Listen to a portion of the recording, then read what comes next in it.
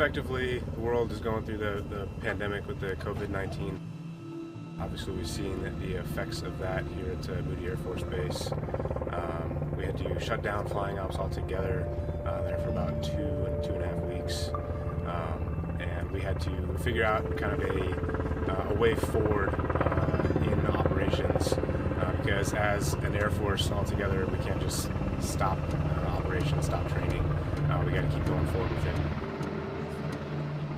As a squadron, we were tasked with figuring out a way forward to continue to effectively train while also not putting ourselves at risk of essentially contaminating the entire squadron with the coronavirus. We divided the squadron almost down the middle, and we split the weeks. So, for example, Team A would fly Monday, Tuesday, Wednesday, and then Team E would have it Thursday, Friday, and then the next week we'd swap who has the 3-day chunk and who has the 2-day chunk. So we both get the fair hack at flying, but we also are able to come in and get office work done with the caveat that the team that is not on the flying schedule for that 2 or 3 day chunk, they are specifically dedicated to teleworking those days. They are not supposed to come in, and that's to avoid interaction between the two teams, to reduce the chance of any kind of cross-contamination if somebody from one of those teams were to contract coronavirus.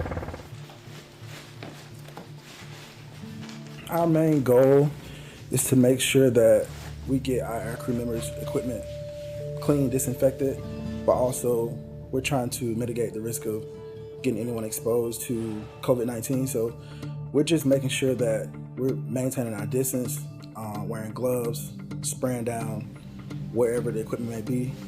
We got a sign by our door just letting the air crew know, do not enter. Just if you need anything, put it on the sign-out log and we'll put it in your locker. I guess the sign-out log is kind of like a middleman for us right now because we're trying to limit the amount of exposure to other people. Here in the 41st, we're responsible for chem gear, helmets, night vision goggles, life rafts, C-cell radios. The aircrew really depend on us, not just to fix their equipment right now, but also to make sure their equipment is clean. We're still doing the same thing, we're just being overly cautious. The rescue mission, it doesn't go away. You know, we are still a deployable unit, so we have to be able to keep those combat skills up.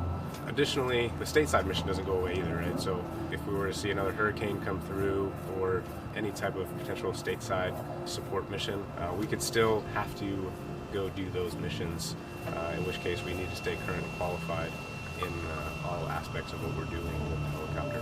So that's why we need to continue to fly, continue to train, and we're doing the best we can at that by getting that effective balance of training and avoiding any health risks with the coronavirus threat. The rescue family is always kind of flexible and ready to go. There's always going to be kind of some bottlenecks with trying to get something like this going that we've never had to do before, but everyone has been very flexible, very supportive.